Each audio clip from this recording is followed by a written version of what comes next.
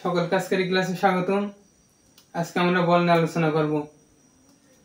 বলের তিনটা সূত্র আছে যেটা নিউটন দিয়েছে। সূত্রগুলো আজকে গাণিতিক প্রমাণ সহ আমরা দেখব কিভাবে সূত্রগুলো এসেছে এবং ম্যাথ করার জন্য যে সূত্রগুলো প্রয়োজন এই সূত্রগুলো আজকে আমরা গাণিতিক প্রমাণ দেখব এবং যত বেসিক আছে সকল বেসিক সম্পর্কে আজকে আলোচনা করব। আর তোমরা যদি কেউ চ্যানেলে নতুন থাকো তবে চ্যানেলটি সাবস্ক্রাইব করে দিবে যাতে এরকম ভিডিও আর পরবর্তীতে আপলোড করার সাথে তোমরা আগে পেয়ে যাও। আর ভিডিওটা শেয়ার করে দেবে যাতে তোমার অন্য বন্ধুরা দেখার সুযোগ পায়। চলো ক্লাসটা শুরু করা যাক। বলের অধ্যায়ে প্রথমে পাওয়া যায় নিউটনের প্রথম সূত্র। নিউটনের প্রথম সূত্রটি হচ্ছে বল প্রয়োগ না করলে স্থির বস্তু স্থির থাকবে এবং সমবেগে চলতে থাকা বস্তু সমবেগে চলতে থাকবে। যেহেতু বেগ একটা ভেক্টর রাশি তাই সমবেগে চলতে থাকলে এর কোনো দিক পরিবর্তন করতে পারবে না। মানে বিষয়টা কি যে তোমার একটা বস্তু স্থির আছে, সাপোজ তোমার পরের টেবিলে যে একটা বই আছে, এই বইটা সারা জীবন স্থির থাকবে। যে পর্যন্ত তুমি এই বইটাকে ধাক্কা দেবে বা হাত দিয়ে উপরে তুলবে এই বইটা সবসময় স্থির থাকবে। আর সমবেগে চলতে থাকবে বস্তু সমবেগে চলতে থাকবে। কারণ দেখা যায় যেমন পৃথিবী ঘুরছে এই সূর্যের চারদিকে কেন্দ্র করে, তো এই পৃথিবী যখন সৃষ্টি হয়েছে তখন থেকে এই পৃথিবী যে ঘুরতেছে শুধু ঘুরছেই, কিন্তু এর বেগের কোনো পরিবর্তন হচ্ছে না। কিন্তু আমরা তো বাস্তবে যদি কিছু দেখতে যাই তাহলে একটা গাড়ি 10 মিটার/সেকেন্ড বেগে চলতেছে, কিন্তু গাড়িটা তো যে ইঞ্জিনটা বন্ধ করে দেওয়া হয় কিন্তু তো কিছু সময় পরে গাড়িটা থেমে যায়। আসলে কারণটা কি? এই গাড়িটা তো সমবেগে চললো না, এই গাড়িটা থেমে গেল। তাহলে কি নিউটনের সূত্র আসলে কি ভুল? না। আমাদের এই পৃথিবীতে অনেক ধরনের মাধ্যম আছে, যেমন ঘর্ষণ আছে, বায়ু প্রবাহ আছে, গাড়ি ওজন জনিত কিছু কারণ আছে যার কারণে রাস্তায় চলার সময় ওই ট্রাকটা থেমে যায়। কিন্তু এইসব যদি অন্য সব মাধ্যম না থাকতো তাহলে সমবেগে চলতে থাকা বস্তু সমবেগে চলতো, আর স্থির থাকা বস্তু স্থির থাকবে সবসময়। আর একটা গুরুত্বপূর্ণ বিষয় হচ্ছে নিউটনের প্রথম সূত্র আমাদের যা শেখায় সেটা হচ্ছে জড়তা সম্পর্কে আমাদের ধারণা দেয়। এই নিউটনের প্রথম সূত্র দেওয়ার উদ্দেশ্য যে জড়তা সম্পর্কে ধারণা দেওয়া। তো এমসিকিউতে আসতে পারে পরীক্ষায় যে নিউটনের প্রথম সূত্র আমাদের কিসের শিক্ষা দেয়। নিউটনের প্রথম সূত্র থেকে আমরা জানতে পারি নিউটনের প্রথম সূত্র জড়তা সম্পর্কে আমাদেরকে ধারণা দেয়। জড়তাটা কি? জড়তাটাই হচ্ছে যে একটা বস্তু যে অবস্থায় আছে সারা জীবন সেই একই অবস্থা বজায় রাখতে চায়। এই বস্তুরই একই অবস্থাটা বজায় রাখতে চাওয়ার যে প্রবণতা বা ধারা, এটাই হচ্ছে জড়তা। সাপোজ তোমার রুমে একটা টেবিল আছে, এই টেবিলটা যে জায়গায় রাখছো সারা জীবন ওই জায়গায় থাকবে যতক্ষণ পর্যন্ত তুমি ওই টেবিলটা ধাক্কা দেবে বা টান দেবে। এরকম আর পৃথিবী যেরকম ঘুরছে এরকম সবসময় ঘুরতে থাকবে ততক্ষণ পর্যন্ত বাহ্যিক কোনো বল প্রয়োগ করা হচ্ছে। তারপর আসতেছে তোমার বল কাকে বলে। বল হচ্ছে এমন একটা জিনিস যার প্রয়োগের ফলে কোনো বস্তুর অবস্থানে পরিবর্তন হয় এবং সমবেগে চলতে থাকা বস্তু তার বেগের পরিবর্তন হয়, সেটা হচ্ছে বল।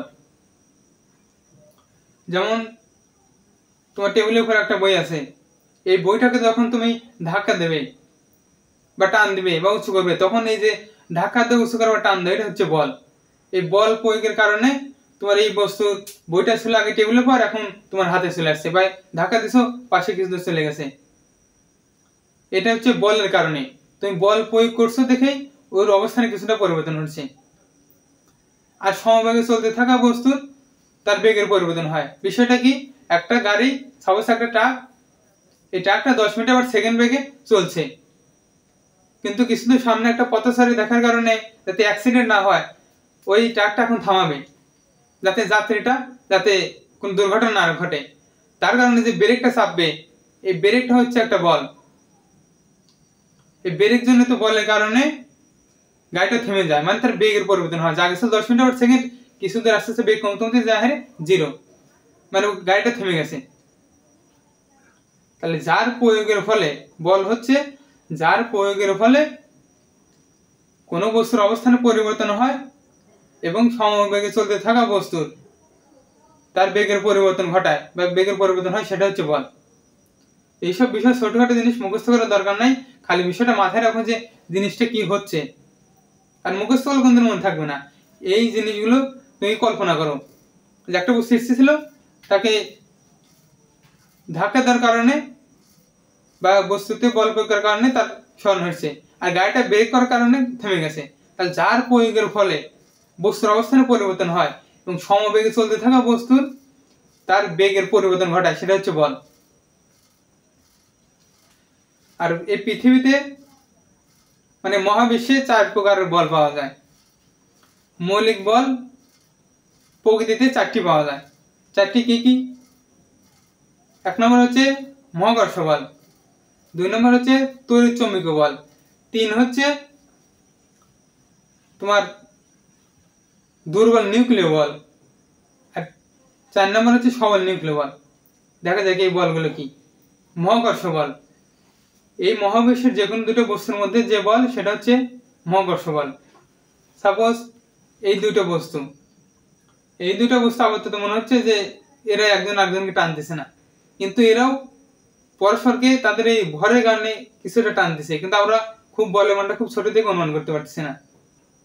এই যে তারা নিজেদেরকে টানে, যে বলটা টানে, এটা হচ্ছে মহাকর্ষ বল।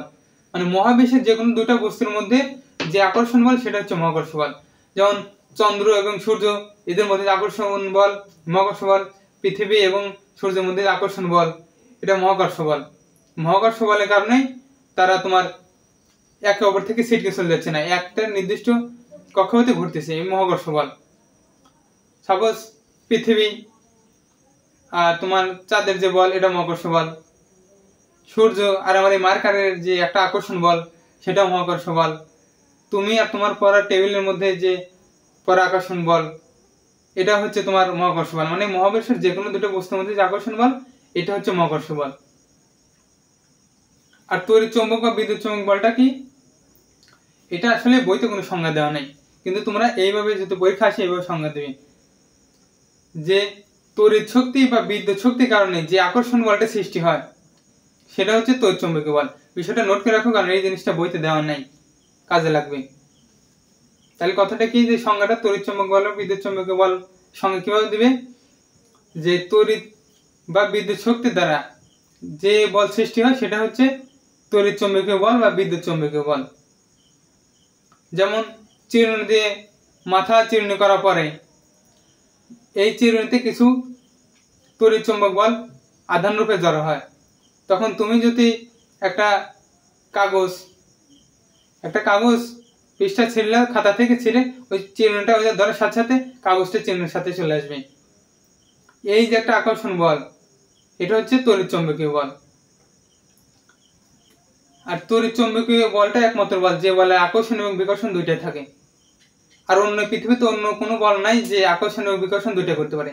একমাত্র বল, ইম্পর্টেন্ট জিনিস নোট করে রাখো, যে একমাত্র তড়িৎ চৌম্বকীয় বলই আছে যে আকর্ষণ এবং বিকর্ষণ দুইটাই করতে পারে। অন্য কোনো বল আকর্ষণ বিকর্ষণ একসাথে দুইটা করতে পারে না। আর তড়িৎ চৌম্বকীয় বলটা মহাকর্ষ বলের সাথে অনেক শক্তিশালী বল, ট্রিলিয়ন ট্রিলিয়ন ট্রিলিয়ন গুণ, মানে 10⁻36 গুণ, 10⁻36 গুণ, 10⁻12 এটা হচ্ছে ট্রিলিয়ন। এই ট্রিলিয়ন তিনটা আছে, এই ট্রিলিয়ন ট্রিলিয়ন ট্রিলিয়ন মিলে হয় 10⁻36। এই 10⁻36 গুণ হচ্ছে তড়িৎ চৌম্বক বলের ক্ষমতা। মানে মহাকর্ষ বলের থেকে ট্রিলিয়ন ট্রিলিয়ন ট্রিলিয়ন গুণ, মানে 10⁻36 গুণ বেশি শক্তিশালী তড়িৎ চৌম্বকীয় বল। আসলে বিষয়টা কি, যে তুমি যখন এই চিরুনি দিয়ে ওই খাতার পৃষ্ঠাটা তুমি তুললাও করে, তখন এদের মধ্যে যে আকর্ষণ বলের কারণে কাছাকাছি চলে আসছে, চিরুনির সাথে লেগে গেছে, ওইটা যখন লেগে গেছে তখন কিন্তু তোমার ওই পৃথিবীর সাথে ওই খাতার যে পৃষ্ঠা ছিল ওর কিন্তু একটা আকর্ষণ বল ছিল, তখন ওই বলটা ছিল মহাকর্ষ বল।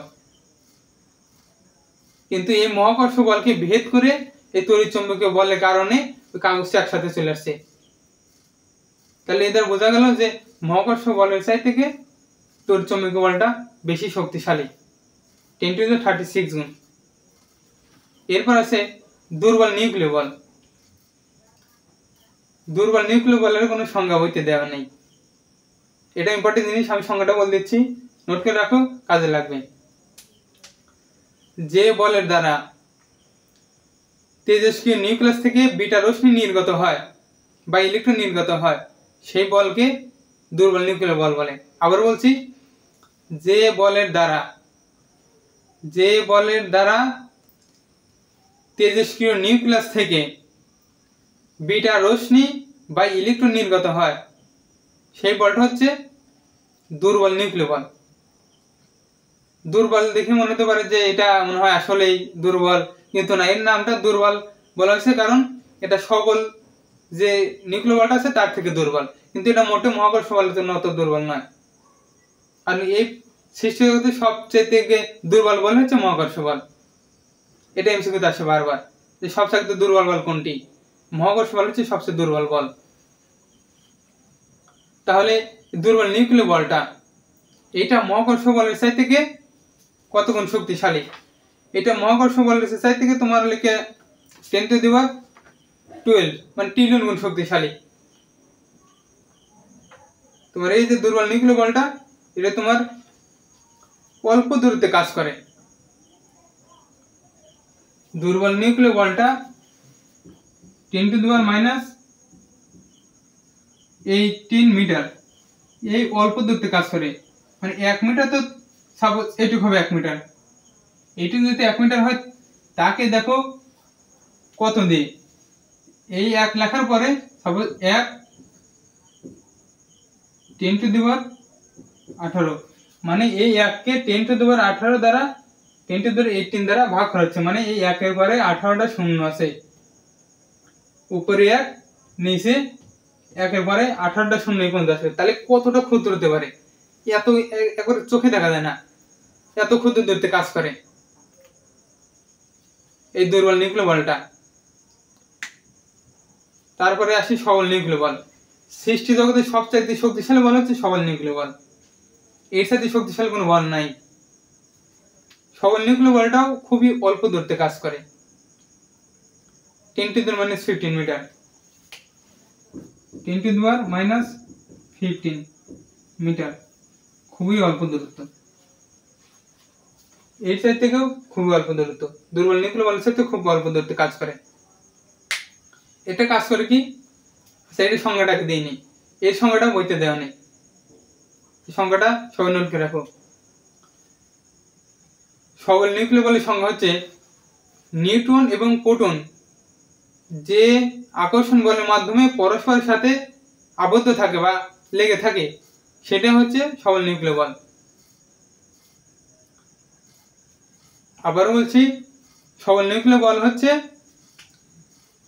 পরমাণুর মধ্যে নিউট্রন এবং প্রোটন যে আকর্ষণ বলের মাধ্যমে পরস্পরের সাথে লেগে থাকে বা আটকে থাকে সেই বলটা হচ্ছে সবল নিউক্লিয়ার বল। আর সবল নিউক্লিয়ার বলটা সৃষ্টি জগতের সবচেয়ে শক্তিশালী বল।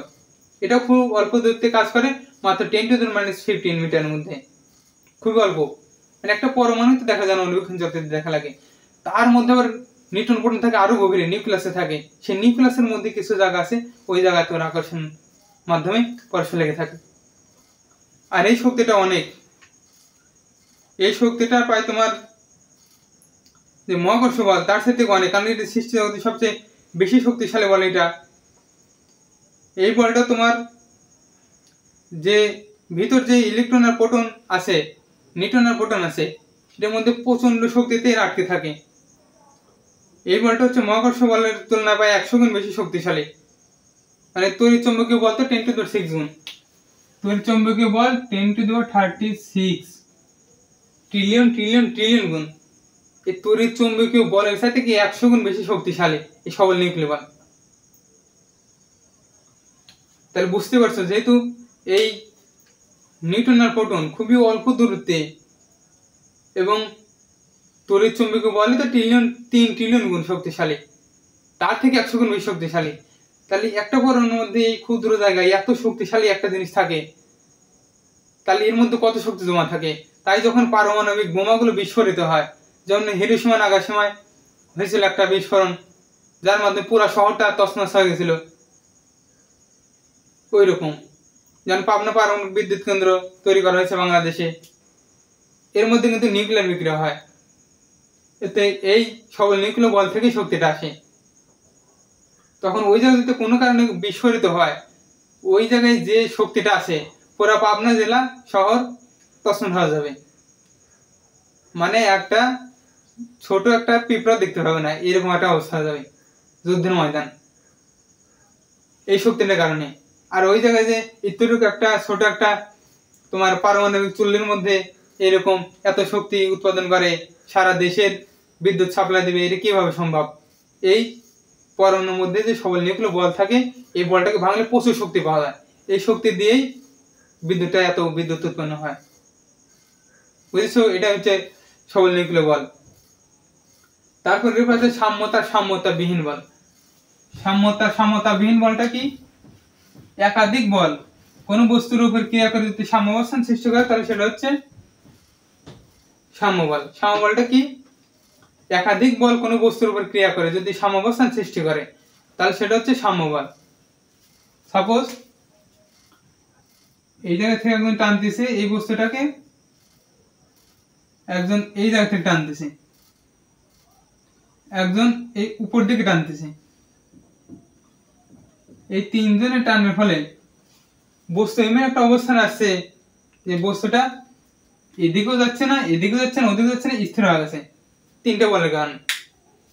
তখন এই বলটা হচ্ছে সাম্য বল।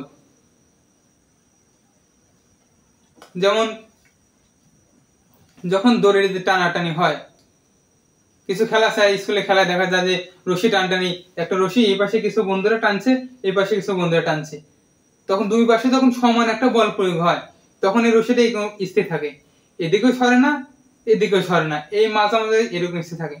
তখন এই দুই পাশের বলের কারণে যে কোনো দিকেই সাম্য অবস্থান পরিবর্তন হয় নাই, এই জায়গায় রয়েছে স্থির, তখন এটা হচ্ছে সাম্য বলের জন্য স্থির থাকে। তাহলে একাধিক সাম্য বলের সংজ্ঞাটা কি? একাধিক বল কোনো বস্তুর উপর ক্রিয়া করে যদি সাম্য অবস্থান সৃষ্টি করে, তাহলে সেটা হচ্ছে সাম্য বল। আর সাম্যতাহীন বলটা কি? সাম্যতাহীন হচ্ছে সাম্যাবস্থা থাকবে না, মানে একাধিক বল কোনো বস্তুর উপর প্রয়োগ করলে যদি বস্তুটা সাম্যাবস্থা না থাকে, মানে এদিক বা এদিক সরে গেছে, তাহলে ওটা সাম্যতাহীন বল। সাপোজ এই একটা সুতা, এই পাশে তোমার কিছু বন্ধু টানছে, এই পাশে কিছু বন্ধু টানছে, তখন এই পাশে বন্ধু আছে এই মোটা শরীর স্বাস্থ্য সেই শক্তি, এই পাশে আছে কিছু রোগা বন্ধু, তাদের গায়ে শক্তি নাই, তখন এই মোটা বন্ধুগুলো এই জোরে টান দিছে, তার দিক মোটা বন্ধুর দিকে সরে গেছে সুতাটা, মানে সাম্যের পরিবর্তন হয়েছে, এটা হচ্ছে সাম্যতাহীন বল। আর তো দুই পাশেই সমান শক্তিশালী লোকজন থাকতো, তাহলে এটা একইভাবে থাকতো, কোনো নড়াচড়া করতো না, তখন এটা তো সাম্যতা বল। এই ছিল সাম্যতাবিহীন বলের মধ্যে পার্থক্য। তারপর তোমাদের আছে ভর বেগ। ভরবেগ জিনিসটা কি? ভর এবং বেগের গুণফলকে ভরবেগ বলে। ভর এবং বেগের গুণফলকে ভরবেগ বলে। সাপোজ ভরবেগকে পি দ্বারা প্রকাশ করা হয়, ভরবেগকে পি দ্বারা প্রকাশ করা হয়। পি সমান ভরবেগ, বুঝতে পারছো? ভর আর বেগ, কথায় আছে ভর আর বেগ, তাহলে ভরটা কি? এম, আর বেগ এই যে বেগ ভি। ভর এবং বেগের গুণফলকে ভরবেগ বলে, সোজা কথা। ভরবেগের সংজ্ঞাটা কি? ভর এবং বেগের গুণফলকে ভরবেগ বলে। আর এই ভরবেগকে পি দ্বারা প্রকাশ করা হয়, তাহলে পি সমান ভরবেগ, পি সমান ভরবেগ। এটা একটা সূত্র, এটা নোট করে রাখো, এটা অনেক অঙ্ক করার সময় কাজে লাগবে।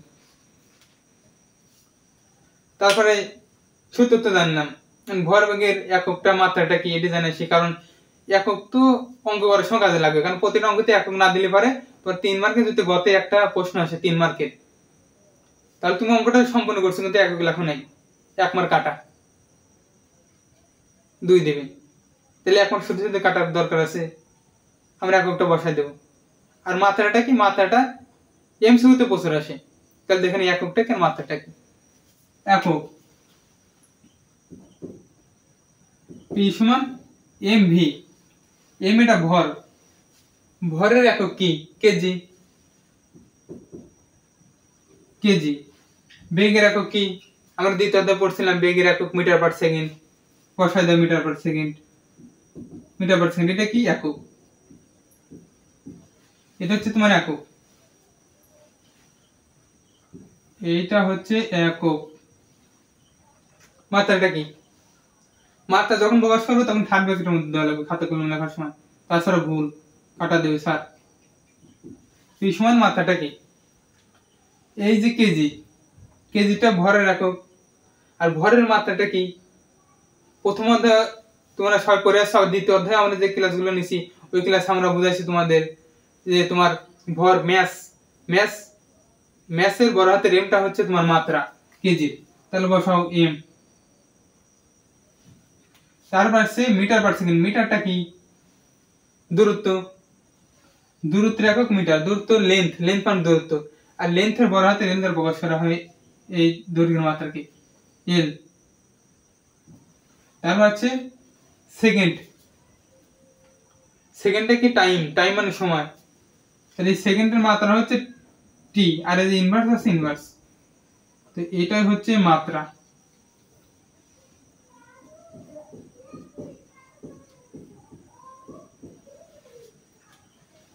ভরবেগের সূত্র, পি তে ভরবেগ বোঝায়, এম তে ভর, ভি তে বেগ। এটা হচ্ছে একক, কেজি মিটার পার সেকেন্ড। ভরের একক কেজি, বেগের একক মিটার পার সেকেন্ড, একক শেষ। মাত্রা কেজি, কেজিটা ভরের একক ছিল তাই এটা মাত্রা হবে এম, ম্যাস মানে ভর।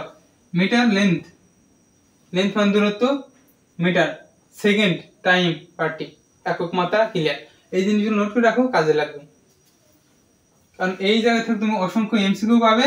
এইটা তোমার ম্যাথ করার শেষে একক না লিখলে কাটায়, কোনো স্যার ইচ্ছে করে কাটা দিতে পারে। কারণ তুমি সাপোজ একটা ম্যাথ করার শেষে অ্যান্সার হয়েছে 10, তুমি পি সমান 10 লিখে দিছো। এখন 10 কি মিটার, এটাকে দূরত্ব বুঝাইছে, 10 কি কেজি মিটার পার সেকেন্ড ভরবেগ বুঝাইছে, 10 কি ডিগ্রি সেলসিয়াস তাপমাত্রা বুঝাইছে, তুমি কোনো উল্লেখ করো নাই, স্যার ইচ্ছে করলে পুরো কাটা দিতে পারে। কিন্তু স্যার যদি মানবিক টাইপের হয় তো তোমার না এটা তোমার ভুল ছিল, আসলে তোমার মনে ছিল না লেখার কথা, তখন হয়তো মানবিকের খাতে তোমার 1 কাটবে 2 দিবে। তাই এই একক ভুল করা যাবে না ম্যাথ করার সময়। এককটা খুবই গুরুত্বপূর্ণ জিনিস, এটা স্ক্রিনশট দিয়ে রাখো না নোট করে রাখো, কাজে লাগবে। তারপরে দেখি কি আছে। তারপর আছে ভরবেগের নিত্যতা সূত্র। ভরবেগের নিত্যতা সূত্র হচ্ছে বাহ্যে কোনো বল প্রয়োগ না করলে সংঘর্ষের পূর্বে এবং পরে ভরবেগের কোনো পরিবর্তন হয় না। জিনিসটা কি? সংঘর্ষের পূর্বে একটা দুটো বস্তু ছিল, সাপোজ এই একটা বস্তু, এর ভর m1, এই একটা বস্তু এর ভর m2, কিছু দূরত্ব যাওয়ার পরে সংঘর্ষে লিপ্ত হয়েছে,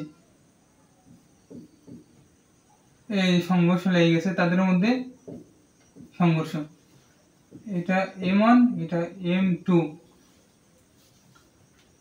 পরে এটা ধরো বেগ ছিল u1 বেগে যাচ্ছে, এটা u2 বেগে যাত্রা শুরু করছিল, ও সংঘর্ষের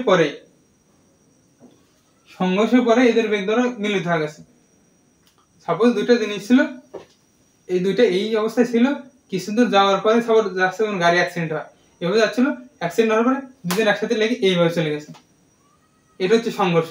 তো এই একসাথে লাগার আগে কিছু দুজন আলাদা বেগ ছিল, যেটা u1 এবং u2, দুজন আলাদা ভর ছিল মানে u2, পরে একসাথে লাগার পর দুজন একসাথে চলে গেছে, তখন একসাথে যাওয়ার কারণে এদের যে একটা বেগ হয়েছে ওই মিলিত বেগ, এটাকে বলে মিলিত হয়েছে, মিলিত পরে যে বেগ এটা হচ্ছে মিলিত বেগ। আর মিলিত বেগটা আমরা কত ধরি? ভি ধরি, কারণ এটা শেষ বেগ। আর দুই রওনা দিছিল, কিছু পরে সংঘর্ষ পরে তাদের শেষ বেগ হয়েছে ভি। এখন আমাদের ভরবেগের সংরক্ষণশীলতা নীতি অনুযায়ী সংঘর্ষের পূর্বে এবং পরে ভরবেগের কোনো পরিবর্তন হবে না। বিষয়টা কি? সংঘর্ষের পূর্বে ভরবেগ, এদের ভরবেগ ছিল কি? এমন বস্তুর ভরবেগ ছিল সংঘর্ষের পূর্বে তোমার m1 u1, আর এটার ছিল তোমার সংঘর্ষ পূর্বে, এটা হচ্ছে পূর্বে, সংঘর্ষের পূর্বে m1 u1 ছিল, আর এটা ছিল তোমার কত? এটা ছিল m2 u2, কারণ কেবলই বলছি ভর এবং বেগের গুণফলকে ভরবেগ বলে। তাহলে ভর এবং বেগের গুণফল ভরবেগ, তাহলে সংঘর্ষের পূর্বের যে ভর আর বেগ আছে তাদের গুণফল হবে সংঘর্ষ পূর্বে ভরবেগ। এবং পরে ভরবেগটা কত হবে? তখন পরে যে ভরটা দেখো, ভর কিন্তু দুজন আলাদা আছে, কিন্তু সংঘর্ষের পরে বেগ দুজনে একটা মিলিত বেগ হয়ে গেছে ভি, একসাথে মিলে গেছে দুজন ভি, মানে ভর দুজনে এম আর এম টু ঠিক আছে, কিন্তু বেগ এই জায়গায় ইউ1 ইউ2 ছিল যে ভি হাউস, তার মানে এম ওয়ান ভি আর ওইটা রয়ে গেছে এম টু ভি বেগ। এখন এই সংঘর্ষের নিত্যতার সূত্র অনুযায়ী সংঘর্ষের পূর্বের পরে ভরের কোনো পরিবর্তন হয় না, মানে সংঘর্ষের পূর্বের m1 u1 plus m2 u2 সমান এই দুটো সংঘর্ষের পূর্বে ছিল, সংঘর্ষের পূর্বের ভরবেগ এবং সংঘর্ষের পরে ভরবেগ সমান, তাহলে m1 v plus m2 v বা m1 u1 plus m2 u2 সমান v of m1 plus m2। এইটা হচ্ছে তাদের সূত্র, মানে সংঘর্ষের পূর্বে পরে কোনো এদের পরিবর্তন হবে না। এটা হচ্ছে সংঘর্ষের নিত্যতার সূত্র, সংঘর্ষের পূর্বে এবং পরে ভরবেগের কোনো পরিবর্তন হবে না। যদি পরিবর্তন না হয় তুমি আলাদা আলাদাভাবে বের করবে, আলাদাভাবে এটুকু বের করবে, আগে এই দুইটার যোগফল বের করবে ম্যাথ করার সময়, এই দুইটার যোগফল বের করে সাপোজ মান বাড়লে কত 10, এই দুইটার মান বের করবে, এটা যদি 10 হয় দুইটাই সেম, তাহলে সংঘর্ষের নিত্যতার সূত্র মানলো, ম্যাথ আসবে যে এই দুটো সংঘর্ষ ঘটছে, সংঘর্ষের নিত্যতার সূত্র মানে কিনা। তখন কি লিখবে, তখন যদি দেখো দুই পাশেই মানটা আসছে একই, তাহলে সংঘর্ষের নিত্যতার সূত্র মানে। আর যদি এইখানে আসে 10, প্রথমের এই দুটা যোগফল আর পরের এই দুটা যোগফল সাপোজ আসলে তোমার 15 আসলো, তখন কি মানলো না, কিন্তু তখন এই জায়গায় 10 এই পাশে 15, তাহলে 10 আর 15 কি কোনদিন সমান না, তার মানে সংঘর্ষের নিত্যতার সূত্র মানে নাই। এটাই হচ্ছে তোমার মূল বেসিক, এই সংঘর্ষের নিত্যতার সূত্রটা কি, আর এর থেকে কোন টাইপের ম্যাথ আসতে পারে। তো তোমরা এইটুক তুলে রাখতে পারো যে সংঘর্ষের পূর্বে এইটুক, সংঘর্ষের পরে এইটুক। আর সংঘর্ষের পরে যদি আলাদাভাবে বেগ যেত, সাপোজ v1 আর v2, সংঘর্ষের পরে এদের v1 v2 বেগ, তাহলে এই যে v লিখছি এই জায়গা v1 হয়ে যেত, এই জায়গা v2 হয়ে যেত, মানে সূত্রটা এরকম আসতো m1 u1 plus m2 u2 সমান m1 v1 plus m2 v2, এরকম আসতো। তো এটা মূল বেসিক ছিল, নোট করে রাখো, কাজে লাগবে। আর নোট তুমি যখন পরীক্ষার আগে পরীক্ষা দিতে যাবে তখন তো সব তো পড়ার সময় থাকে না, তখন এই নোট অনেক কাজে লাগবে, কারণ পরীক্ষার আগের রাতেই অল্প টাইমে তুমি এত পড়া কিভাবে কভার করবে, তখন এই নোট কিছু গুরুত্বপূর্ণ জিনিস থাকবে যেটা দেখে গেলে তোমার হয়ে যাবে। তার জন্য এই নোট যে আছে, এই নোটটা খুব যত্ন সহকারে নোট করো, কাজে লাগবে পরে। তারপর আসছে তোমার লেখে শক্তির যে নিত্যতার সূত্র, এটা এই জায়গায় একটু দেখা দেয়, কারণ কাজ ক্ষমতা শক্তির বিষয় মূলত এটা, কিন্তু এই জায়গায় আবার কি কারণে দিচ্ছে আল্লাহ জানে, তাও দিচ্ছে যখন বুঝে দেই, কারণ এটা এরপরে যে কাজ ক্ষমতা শক্তি আছে তার টপিক। এটা হচ্ছে শক্তি হচ্ছে কোনো বস্তুর ভর যদি এম হয়, এম ভরের কোনো বস্তুর বেগ যদি ভি হয়, বেগ সাপোজ ভি, এম ভরের বস্তুর বেগ ভি, তখন বস্তুর লেখে গতিশক্তিকে ই দ্বারা প্রকাশ করা হয়,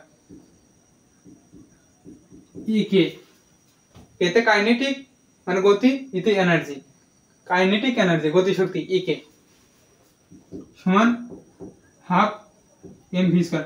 এই সূত্রটা কোথা থেকে আসছে, এরপরে কাজ ক্ষমতা শক্তি যখন যাব তখন ক্লিয়ার হবে বুঝতে পারবে। যদি কেউ নাই এই জায়গায় জানতে চাও তাহলে কমেন্টে বলবে, তার জন্য একটা ভিডিও করে দিয়ে দেবো। তাহলে এটা সে একই, সংঘর্ষ পূর্বে আর পরের গতিশক্তি কোনো পরিবর্তন হবে না, এটা ম্যাথ আসতে পারে। তাহলে সংঘর্ষ পূর্বে কি, ধরো সংঘর্ষ পূর্বে একটা বস্তু ছিল এই যে এরকম, এই বস্তুর m1 u1 বেগ ছিল, আর একটা বস্তু ছিল m2 u2, এখন সাপোজ সংঘর্ষের পরে এদের কি হবে, সংঘর্ষের পরে সাপোজ এদের আসছে তোমার M1 বস্তু V1 বেগ প্রাপ্ত হয়েছে, এটা সংঘর্ষের পরে, আর এই জায়গায় M2 ভরের বস্তু V2 বেগ প্রাপ্ত হয়েছে সংঘর্ষের পরে। তাহলে এদের গতিশক্তির যে সংঘর্ষের সূত্র, গতিশক্তি নিত্য, এটা কি আসে? গতিশক্তি আমরা সূত্র দেখলাম E সমান হাফ অফ mv স্কয়ার, এটা ছিল গতিশক্তি সূত্র। তাহলে দেখো দেখো এই সূত্র অনুযায়ী এটুকু কি আসে? প্রথম শুরুতে কি ছিল? তাহলে শুরুতে হাফ অফ m1, এটা e1, দেখো m এর জায়গায় m1 বসেছি, আর v বলতে বেগ বোঝাচ্ছে প্রথমেটুকু, তাহলে e1 স্কয়ার প্লাস এইটা কি আসে আবার হাফ m2 u2 স্কয়ার, যেহেতু এটার বেগ u2 স্কয়ার, তাই এটা ছিল সংঘর্ষের পূর্বে। এখন শক্তির নিত্যতার সূত্র অনুযায়ী সংঘর্ষের পূর্বে এবং পরে বস্তুর গতিশক্তি কোনো পরিবর্তন হবে না। তাহলে দেখো সংঘর্ষের পরে তাদের এরকম একটা অবস্থা আসছে, দেখি কি আসে, half of m1 v1 whole square plus half m2 v2 square. এটা হচ্ছে তোমার শক্তির নিত্যতার সূত্র, এইটা শক্তির নিত্যতার সূত্র। এটা অনেক কাজে লাগে, তবে কাজ মধ্যে শক্তি বেশি কাজে লাগে এটা। আর এর আগে যেটা দেখালাম ওইটা কাজে লাগে তোমার এই বলের অধ্যায়ে।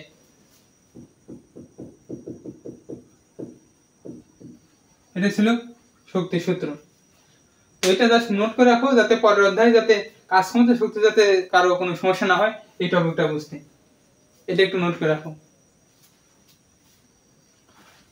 তারপর আসেন তোমার দুটা বেগের দুইটা সূত্র, যাদের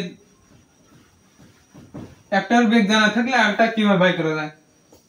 সাপোজ দুইটা বস্তু e1 আছে, e2 দেওয়া আছে, এই জায়গা আছে m1 m2 দেওয়া আছে, কিন্তু এই v2 টা দেওয়া নাই, তো সেই এইটা দেওয়া নাই, ওই u2 জানো না। এখন তোমার এটা তো জানোই না, তোমার আবার এই e1 জানতে চাইছে যে e1 টা কত, মানে v1 টা কত, v1 মানটা জানতে চাইছে। একটা এটা দেওয়া নাই, তারপর এটা চাইছে, দুটো কিভাবে নির্ণয় করো, তার জন্য একটা সূত্র আছে। এই সূত্রগুলো তোমরা যখন ইন্টারমিডিয়েট উঠবে তখন বিশদ আলোচনা আছে। তোমরা যদি এই সূত্র দুইটা প্রমাণ দিতে যাই, এখন এই সূত্র দুটো লাগবো, মিনিমাম আধা ঘন্টা লাগবে। এইগুলো যারা ইন্টারমিডিয়েট পড়ে তাদের স্যাররা বোঝে কিনা তাও জানি না, তাদের স্যার এগুলো বোঝায় না, কারণ এগুলো অনেক জটিল টাইপের। কিন্তু আমার কাছে সবগুলোর প্রমাণ আছে, সবগুলো আমি করছি, কারণ কিছু বাদ দিয়ে পড়লে সবকিছু পারা যায় না। আমার ফিজিক্সে আমার মনে আছে এসএসসি পরীক্ষায় ফিজিক্সে 99 মার্ক পাইছিলাম, 99 কম মার্ক না। যেখানে 80 প্লাস মার্ক হয় সে লেভেলের কি একটা অবস্থা, এ প্লাস পায় না, 80 পাওয়া লাগবে, সেখানে 99 মার্ক বা কম ব্যাপার না। আমি এইগুলির বেসিক সহকারে সূত্র প্রমাণ সহকারে বুঝতে জানছিলাম, দেখে 99% মার্ক ছিল আমার। তাহলে এইসব বিষয় কি, যদি কেউ জানার ইচ্ছা থাকে, যদি কোনো মেধাবী ছাত্র থাকো বা ছাত্রী, কমেন্ট করে জানাবে, অবশ্যই তার জন্য প্রমাণ দিয়ে দেবো। কারণ এগুলি এখন কাজে লাগবে না, তবে ভবিষ্যতে উচ্চতর লেভেলে যখন যাবে তখন কাজে লাগবে। তাহলে সূত্র দুটাকে দেখে আসি। v1 সমান m1 minus m2 into u1 plus 2 m2 u2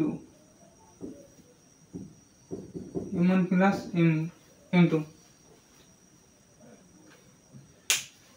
দেখো এই সূত্রে কমে যায়, কিন্তু v2 যে ছিল v2 নিয়ে আলোচনা নাই, শুধু v1 জানতে চাইছে। দেখো m1 m2 আছে, u1 আছে, m2 আছে, u2 আছে, m1 m2, কিন্তু u2 কোনো জায়গায় দেওয়া নেই। তাহলে u2 না দেওয়া থাকলে তুমি u1 কেউ নির্ণয় করো, এই সূত্রটা মুখস্থ রাখবো সবাই। আর একটা সূত্র আছে যে তোমার এইটা নাই, সাপোজ এবার u1 নাই, v1 নাই, চাইছে এই v1 তো একে তো নাই, চাইছে আর v2 টা কি, তখন একইভাবে সূত্র আসে যে এরকম v2 সমান m2 minus m1 u2 plus 2 m1 u1 by m1 plus m2 এই দুটো সূত্র। এক সূত্রটা মনে রাখার কিছু নিয়ম আছে যেগুলো মনে হয়ে যাবে সূত্র, মানে কিছু নিজের ব্রেনটা খাটা যাতে মনে রাখা যায়, যেভাবে পারো মনে রাখার চেষ্টা করো। দেখো সিস্টেমটা কি, এইখানে m1 মানে m2 দুই জায়গায় দেখো একটা থেকে আরেকটা বিয়োগ, এই জায়গায় দেখো দুইটা গুণফল আছে, আর নিচে তো আছে m1 প্লাস m2, কিন্তু বলার কোনো সম্ভাবনা নেই, নিচে m1 প্লাস m2 আছে, কিন্তু এই জায়গা আছে m1 মাইনাস m2, এই জায়গায় গ্যালজামটা বেশি সাল বলে লাগবে। m1 মাইনাস m2 আছে, যেহেতু m1 দিয়ে শুরু হয়েছে তাই এদের সাথে u1 গুণ থাকবে, m1 দ্বারা শুরু হয়েছে দেখে u1 দ্বারা গুণ থাকবে। আর যেহেতু এই জায়গা u1 দিছি, মানে এই সূত্রতে আর কোনো u1 বসবে না, ডাইরেক্ট যা আছে সব u2, তাহলে প্লাস 2 m2 u2। একইভাবে এটা m2 মাইনাস m1, দেখো m2 দ্বারা v2 তাই শুরু হয়েছে m2, আর m2 দ্বারা শুরু হয়েছে, দেখো এই জায়গা আবার গুণ হয়েছে আবার u2, যেটা দ্বারা শুরু, যেটা নির্ণয় করতে হবে সেই ভরটা আগে থাকবে, তারপরে যে ভরটা থাকবে তারই আবার বেগ। যেহেতু m2 দ্বারা শুরু হয়েছে তাহলে এই জায়গা আবার m1 u1, এরকম মনে রাখতে পারো। এই দুইটা খুবই ইম্পর্টেন্ট সূত্র যখন উচ্চতর লেভেলে যাবে, তবে এই লেভেলে কোনো বেশি একটা দরকার নাই, এসএসসি লেভেলে বেশি দরকার নাই, তা নোট করে রাখো, কারণ প্রশ্ন যদি কঠিন হয়, যে কথা বললাম 99% মার্ক কিভাবে পাওয়া যায়, এই সময় যখন প্রশ্ন দেবে তখন তো কিছু সালবাল এগুলো পড়ে নাই, ওই ছেলেমেয়ের কাছে মনে হবে যে না এইগুলো দিছে সিলেবাসের বাইরে, আউট অফ সিলেবাস, এটা কিভাবে বুঝবো, এটা আমাদের কোনো পড়েই নাই, বইতে নাই, কিন্তু আসলে বইতে ছিল, তোমাদের স্কিপ করছো, যার কারণে তোমাদের ব্রেনে গ্যাস করছে না যে বইতে ছিল, তোমাদের মনে হচ্ছে না এটা বইতে ছিল না, এটা মনে হয় আউট অফ সিলেবাস, এটা সিলেবাসের বাইরে থেকে আসছে কিছু, না তুমি সিলেবাসেই ছিল যেগুলো তুমি পড়ো নাই। তাহলে এই সূত্র দুইটা মনে রাখার চেষ্টা করবে, নোট করে রাখো, কাজে লাগবে। আপাতত ডিসক্রিপশন দিয়ে রাখো, স্ক্রিনশট দেখে পরে নোট করে নিবি আস্তে আস্তে। তারপরে তুলে হলে স্ক্রিনশট দেখো, পরে তুলবে। তারপরে এরপর আছে তোমার নিউটনের দ্বিতীয় সূত্রের পর। নিউটনের দ্বিতীয় সূত্র কি, বস্তুর ভরবেগের পরিবর্তনের হার তার উপর প্রযুক্ত বলের সমানুপাতিক, এবং যে দিকে বল প্রয়োগ করা হয় ভরবেগের পরিবর্তন ঘটে সেদিকে। বিষয়টা কি বুঝিনি বিষয়টা কি, বিষয়টা হচ্ছে বস্তুর ভরবেগের পরিবর্তন হার তার উপর প্রযুক্ত বলের সমানুপাতিক। বস্তুর ভরবেগের পরিবর্তন হার, বলটা কি দ্বারা দেখাই, বল ফোর্স, আজকে আমরা বলের অধ্যায়ে আলোচনা করছি। ফোর্স বলটা হচ্ছে তোমার নিউটন বলছে এই যে বলটা, এই বলটা বস্তুর ভরবেগের পরিবর্তন। সাপোজ তোমার আগে কি ছিল, একটা বস্তুর ভর ছিল m, বেগ ছিল u, পরে এই বস্তুটির ভর তো m আছে কিন্তু বেগ আছে v। সাপোজ এটা স্থির থাক, কিংবা শুরুতেই অল্প কিছু বেগ ছিল, পরে জোরে যখন রওনা শুরু করছে তখন বেগ কিছু বৃদ্ধি পেয়েছে, মানে বেগের একটা পরিবর্তন হয়েছে, কিন্তু ভর একই আছে। সাপোজ তুমি একটা সাইকেল এখন আস্তে আস্তে চালাচ্ছ, কিন্তু কিছু দূরে জোরে চালাচ্ছ, তার মানে কি সাইকেলে ভরের পরিবর্তন হচ্ছে? ভরের পরিবর্তন নেই, সাইকেলে যে ভর ছিল একই আছে, কিন্তু তোর বেগের পরিবর্তন হয়েছে। তাহলে দেখো নিউটনের সূত্র মতে এটা হচ্ছে ফোর্স, বল, কোন বস্তুর উপর প্রযুক্ত বল বস্তুর ভরবেগের পরিবর্তনের হারের সমানুপাতিক। তাহলে বস্তুর ভরবেগের পরিবর্তনটা কি, যেহেতু এটা তোমার এম ভি একটা ভর, আর পরিবর্তন মাইনাস এম ইউ, শেষ মাইনাস শুরু, পরিবর্তন বা পার্থক্য কি, শেষ মাইনাস শুরু, এটা হচ্ছে পার্থক্য, আর পার্থক্য মানে পরিবর্তন। তাহলে শেষ যেটা ছিল সেই ভরবেগটা কি, M V minus M U, তাহলে পরিবর্তন পাইছি। এই পরিবর্তনের হার মানে কি, হার মানে সময় দ্বারা ভাগ করলে সেটা হার হয়ে যাবে, মানে এই যে টি। তাহলে বস্তুর ভরবেগের পরিবর্তনের হার, এটা হচ্ছে নিউটনের দ্বিতীয় সূত্র, বস্তুর উপর প্রযুক্ত বল বস্তুর ভরবেগের পরিবর্তন হার সমানুপাতিক, মানে এই প্রযুক্ত বল বস্তুর ভরবেগের পরিবর্তন হার সমানুপাতিক, মানে ওটাই যাচ্ছে এই জায়গা mv minus mu by T.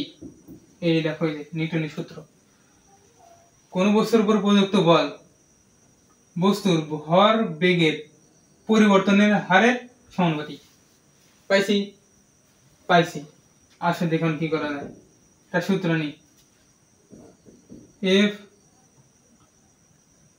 সমানুপাতিক, এই যে কি এমটা যেহেতু আছে একই জিনিসে কমন নেওয়া যায়, m V minus u by টি,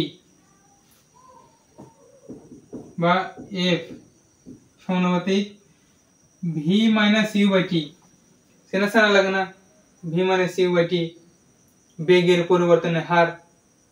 এটা দ্বিতীয় অধ্যায় পড়ে আসছে সবাই, ত্বরণ এই সমান ভি মাইনাস ইউ বাই টি, ত্বরণ বেগের পরিবর্তনের হার ত্বরণ। দেখো তো এই যে বেগের পরিবর্তন বাই সময়, এটা কি ত্বরণ, তাই লেখা যায় এম এ, তাই লেখা যায় না বেগের পরিবর্তনের হার। তাহলে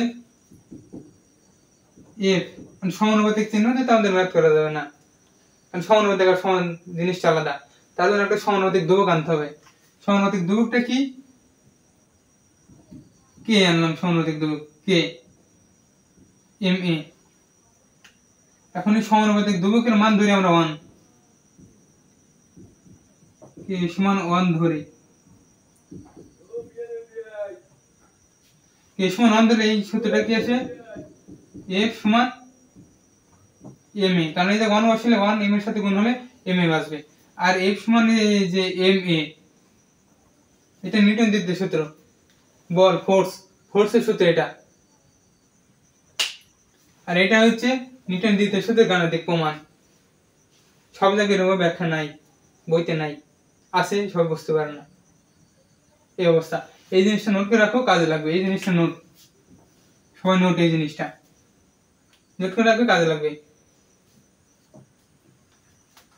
এফ সমান এম এ, এটা হচ্ছে নিউটন দ্বিতীয় সূত্র। নিউটনের দ্বিতীয় সূত্র, নিউটন প্রথম সূত্র আমাদের কি শিক্ষা দিছে, নিউটনের প্রথম সূত্র থেকে জানতে পারি আমরা জড়তার ধারণা দেয়। জড়তা জিনিসটা কি, নিউটনের প্রথম সূত্র। আর নিউটনের দ্বিতীয় সূত্রটা তাহলে আমাদের কি সম্পর্কে ধারণা দেয়, একটা প্রশ্ন আসে না। নিউটনের দ্বিতীয় সূত্র আমাদের ধারণা দেয় বল সম্পর্কে, এই যে ফোর্স। নিউটনের দ্বিতীয় সূত্র আমাদের বল সম্পর্কে ধারণা দেয়। তার প্রশ্ন আসতে পারে যে নিউটন প্রথম সূত্র কি সম্পর্কে ধারণা দেয়, নিউটন প্রথম সূত্র জড়তা সম্পর্কে ধারণা দেয়, আর নিউটনের দ্বিতীয় সূত্র বল সম্পর্কে ধারণা দেয়। এটি স্ক্রিনশট দিয়ে রাখো বা নোট করে নেবে। এই জিনিসটা কিন্তু খুব ইম্পর্টেন্ট, সব জায়গায় এগুলো পাবে না, সব জায়গায় ব্যাখ্যা নাই। এইগুলো ব্যাখ্যা অনেক কাজে লাগবে, নোট করে রাখবে। তারপরে এরপর আসছে তোমার তাহলে এককটা কি, মাত্রাটা কি, এটা দেখা উচিত না। এত কষ্ট করে এই সূত্র বের করলাম, তার একক মাত্রা কি একটু দেখে আসি। একক মাত্রা না জানলে তো আর কাজ হবে না, কারণ একক তো আসবে তোমার ম্যাথ করা শেষে একক বসাতে হবে, আর মাত্রা তো এমসিকিউতে আসেই, মাত্রা এমসিকিউতে আসবেই, মিস নেই। দেখা যাক কি আমরা বল এফ সমান এম এ, তাহলে এককটা কি পাওয়া যায়, এমটা কি, ভরের একক কি, কেজি, বসাও কেজি। আর এ মানে ত্বরণের একক কি, দ্বিতীয় অধ্যায় সবাই পড়েছে, এটা মুখস্থ হয়ে যাওয়ার কথা, metre per second square, metre per second square. এটা হচ্ছে তোমার একক, এটা হচ্ছে তোমার বলের একক, KG metre per second square. এটা কিন্তু এই এককটাও এমসিকিউতে আসে, এই এককটা এমসিকিউতে আসে, কারণ এর যে আরেকটা একক আছে বা নিউটন, এই এন, এই এন দ্বারা নিউটন বোঝায়, কেজি মিটার পার সেকেন্ড স্কয়ারের বদলে নিউটন বোঝায়, কারণ এই সূত্রগুলো দিচ্ছে নিউটন। এই সে এত পরিশ্রম করে সূত্রগুলো আবিষ্কার করলো, তার কোনো নাম থাকবে না, এদিকে হয় নাকি? সে তার নাম অনুসারে, তার নাম নিউটন, সেদিন সে একক বসেছে নিউটন, যে না ছেলে ফেলে আমি মরে যাবো, তার 200, 400, 1000 বছর পরেও যাতে আমার নাম নেয় সবাই এই ম্যাথগুলো করার সময়, যে নিউটন। অঙ্ক শেষে তুমি যখন উত্তরটা বের করবে একক বসানোর সময় কি নিউটন, নিউটন দেখি তখন একদম ছেলে পেলে মাথায় আসবে যে নিউটন জিনিসটা কি, তখন তোমার শিক্ষক একজনকে বলে উঠবে যে নিউটনটা হচ্ছে যে সূত্রটা আবিষ্কার করছে, সেজন্য নিউটন দা, তার নাম অনুসারে নিউটন দা। এটা আসলে কোনো স্থায়ী একক না, এটা তো নাম অনুসারে দাও। এখন এটাই তুমি যদি নিউটন লেখো অঙ্ক শেষে চলবে, আর যদি এটা লেখো এটা হবে, এটা একক। এটা তোমার এই ক্যালকুলেশন করে বাড়ছে এটা, কিন্তু ওটা নাম অনুসারে আছে নিউটন। মাত্রাটা কি, মাত্রাটা দেখে আসি। মাত্রাটা এই যে থার্ড ব্র্যাকেট, যখন খাতা কলম লিখবে থার্ড ব্র্যাকেট দেওয়া লাগবে মাত্রা, তাছাড়া ভুল।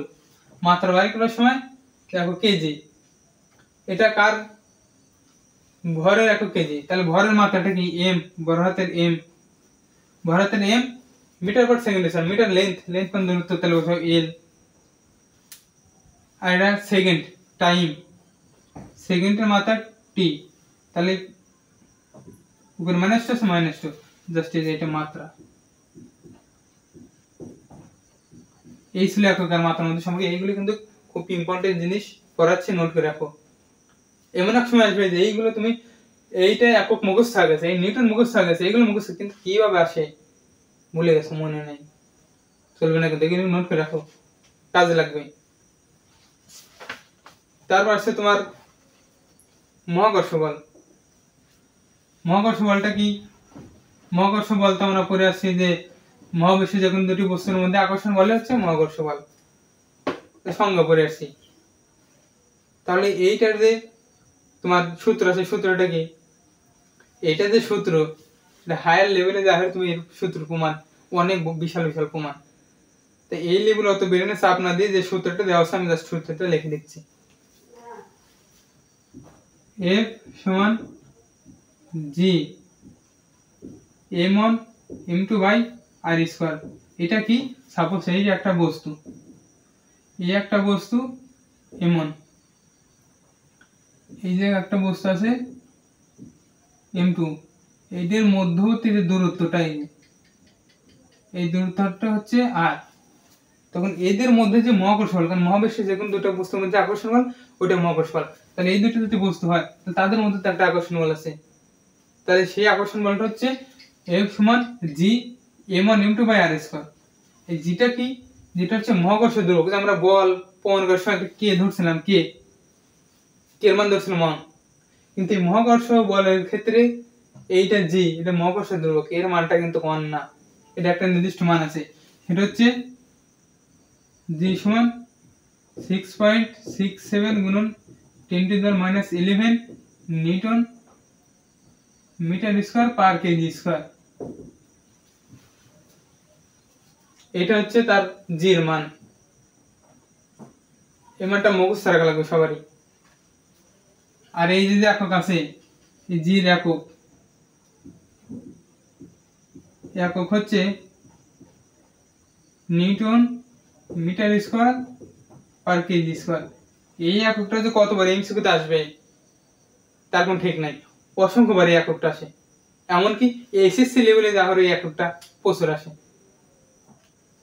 এখন কথা হলো একক তো এত বড় একক তো মনে রাখা সম্ভব না, সূত্রটা না মনে রাখা যায়, এককেও মনে রাখবো, তাহলে এককেও মনে রাখবো, দেখেন একক বের করবো আমরা জি, তাহলে এটা তো মূলত সূত্র আমাদের, এটা নোট করে রাখবো, কাজে লাগবে।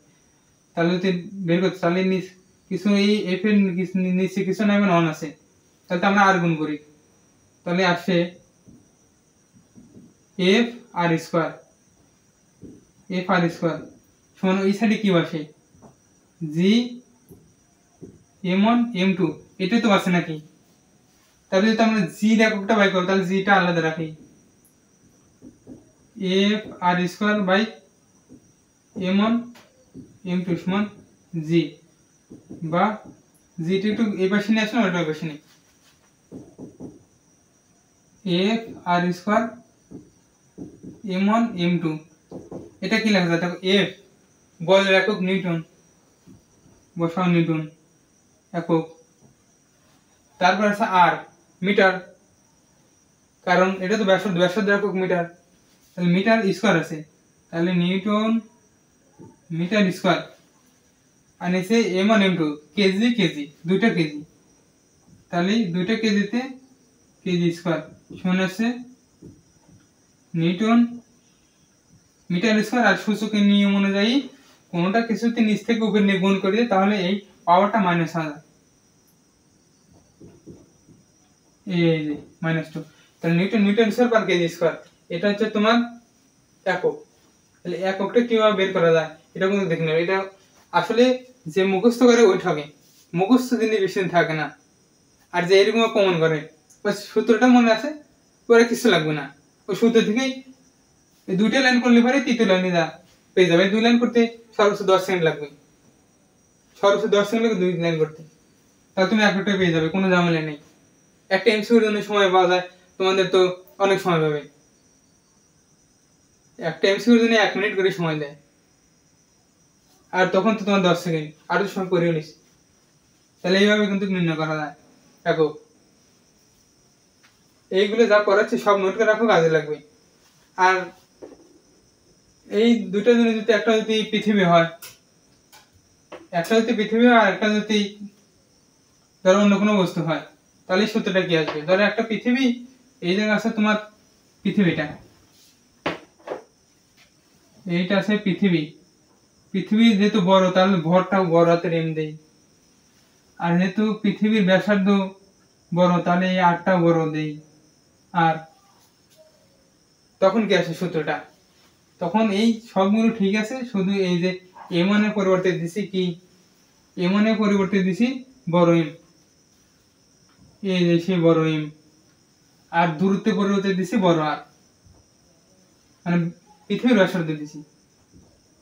এই যে এইটা হলো পৃথিবীর ক্ষেত্রে, আর আগের যেটা ছিল ওটা যে কোনো দুটো প্রশ্নের মধ্যে।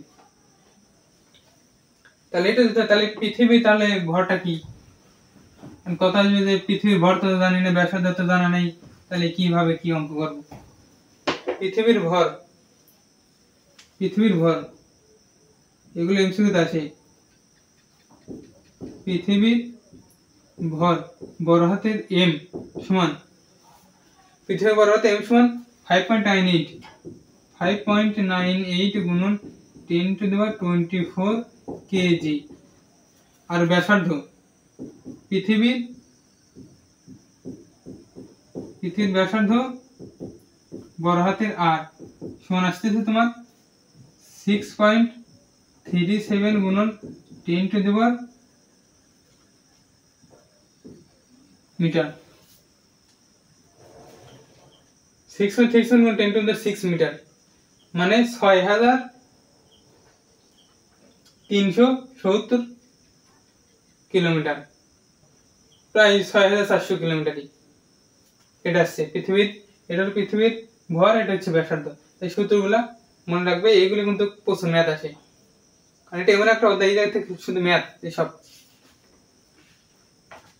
তারপর আর একটা জিনিস আছে, অভিকর্ষ ত্বরণ। অভিকর্ষ ত্বরণের জন্য কি আছে? অভিকর্ষ ত্বরণের জন্য একটা আলাদা সূত্র আছে। অভিকর্ষ ত্বরণ এই যে g সমান gm/r², এটা হচ্ছে অভিকর্ষ ত্বরণের সূত্র। অভিকর্ষ ত্বরণের সূত্র এইগুলো নোট করে রাখবে সব। যেটা কি মহাকর্ষীয় ধ্রুবক, এমটা কি পৃথিবীর ভর, আরটা কি পৃথিবীর ব্যাসার্ধ। তাহলে দেখো এই জায়গা থেকে আমরা কিভাবে পৃথিবীর যে একটা বল আছে আকর্ষণ বল, এটা কিভাবে নির্ণয় করা যায়? দেখো এই যে m gmr², যদি দেখো gmr², এটা কি লেখা যায়? g লেখা যায়, এই g টুক মিলে এই m টুক মিলে আর r² মিলে, তাহলে f সমান লেখা যায় এই যে g ইনটু এই যে m2। বুঝতে পারছো জিনিসটা কি?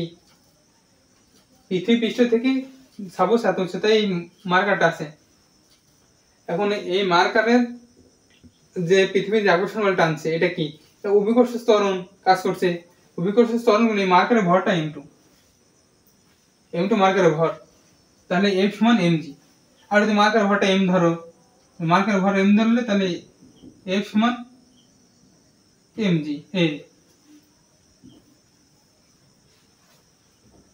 এই এইগুলো হচ্ছে, এই সূত্র হচ্ছে মাধ্যাকর্ষণ জনিত যে আকর্ষণ বলটা আছে, মানে পৃথিবীর যে অভিকর্ষ স্তর আছে তার কারণে যে বলটা অনুভব করে সেটা হচ্ছে F1mg।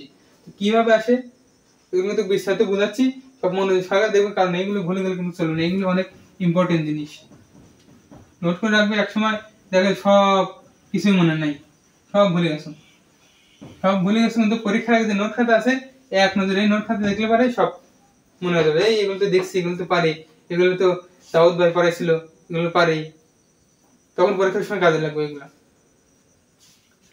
তারপরে তোমার কিছু আছে, ধরো তোমার কপিকল জিনিসের কিছু। কপিকল জিনিসটা কি? আগেকার প্রাচীনকালে কিছু ছবি দেখছো, কুয়া থেকে পানি তোলে,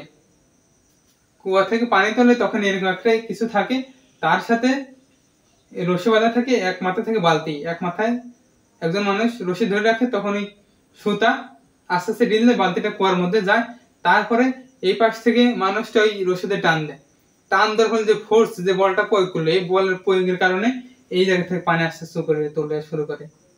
এরকম টাইপের কিছুকে বলা হয় তোমার কপিকলের সূত্র বলে। এগুলো কপিকল দিয়ে ভালোই অনেক জটিল টাইপের ম্যাথ গুলো সৃষ্টি করা হয়, যেগুলো অনেকে পারে না, কারণ এই কপিকল গুলো অনেকে বোঝে না, জটিল হয় সবার জন্য। দেখি কপিকল জিনিসটা কি। কপিকল তোমার সাপোজ এই একটা কপিকল আছে, একটা কপিকলের সাথে এই যে ঝুলে দিলাম, এই যে বালতি, এই জায়গা সাপোজ এই জায়গা একটা বস্তু, এমন বস্তু, এই পাশে আর একটা বস্তু M2। এখন বলা হচ্ছে যে এই সুতার উপর টান বল কত, টেনশন মানে টান, তাই এই টান বলকে টি দ্বারা প্রকাশ করা হয়, বুঝছো?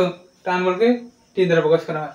এখন দেখো তাহলে এই যে সুতাটা আছে, এই সুতাটার উপর কতটুকু টান প্রয়োগ হচ্ছে, মানে M1 M2 দুটো বস্তু কপিকলের সাথে ঝুলে আছে, এখন কতটুকু টান প্রয়োগ হবে এই সুতার উপর, দেখা যাক কতটুকু টান প্রয়োগ হয়।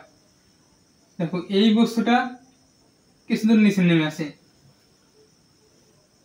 মানে এই বস্তুটার যে ওজন বা মাধ্যাকর্ষণ তো বলে এটা বেশি, বাইরের ভর যখন দেওয়া থাকে তুমি অটোমেটিক বুঝতে পারবে, না বুঝলে সমস্যা নাই, ক্যালকুলেশন করা যদি নেগেটিভ মান আসে, তুমি যেটা পজিটিভ ধরছিলে, পজিটিভ ধরবে, যে নেগেটিভ আসে এটা ধরলে পজিটিভ, যেটা ওজন বেশি, কিন্তু আসলে উত্তরটা আসলে নেগেটিভ, কারণ বুঝবে না এটার ওজন বেশি ছিল। আর যদি ধরো এইটা যদি ধরো পজিটিভ অঙ্ক করে লাস্টে আসলে যে নেগেটিভ কিছু মান, তখন বুঝবে আমি এটা পজিটিভ নিছি কিন্তু মান আসলে নেগেটিভ, বুঝবে না তাহলে এইটাতেই আমার বড় মান ছিল, তারপর নেগেটিভ আসে, এটা কোনো ব্যাপার না, অঙ্কর সময় ঠিক আছে। আমার সাপোজ সুবিধার্থে ধরলাম এটাই ওজন বেশি, যাতে নিচে নেমে আসে এটাই, তাহলে টানটা কত হবে? টানটা হবে এই যে টানটা দিছে নিচে পড়ে যাওয়ার কথা, কিন্তু এই কিছু টান আবার এই পাশ থেকে দিছে, যার কারণে দুদিন সাম্যাবস্থা আছে, এর নিচে যাচ্ছে না, ও উপরে যাচ্ছে না, বা নিচে আসতেছে না, এই সাম্যাবস্থা আছে, মানে এই যে যতটুকু টান প্রয়োগ করছে তার থেকে কিছুটা বাধা দিছে, মানে ও কিছুটা বিয়োগ করে দিছে, তাহলে টান বলটা যেটা হচ্ছে M1 এর উপর যে কাজটা করছে, সব অভিকর্ষ ত্বরণ কাজ করছে এর উপরে, অভিকর্ষ যে জি কাজ করছে এর উপরে, তাহলে M1G মাইনাস M2G, কারণ এটার যে ওজন থেকে এটা কিছু ওই পাশে টান দিয়ে এটা প্রশমিত করছে, মানে এইটা থেকে ওইটা বিয়োগ সমান এই যে এখন যে নিট একটা বল প্রয়োগ করতেছে, এইটাইতে রশির পর মানে সুতার পর টানটা প্রয়োগ করছে, সুতা এই টানটুকু অনুভব করবে, সেই টানটা হচ্ছে যে টি, টেনশন, মানে টি হচ্ছে M1G মাইনাস M2G,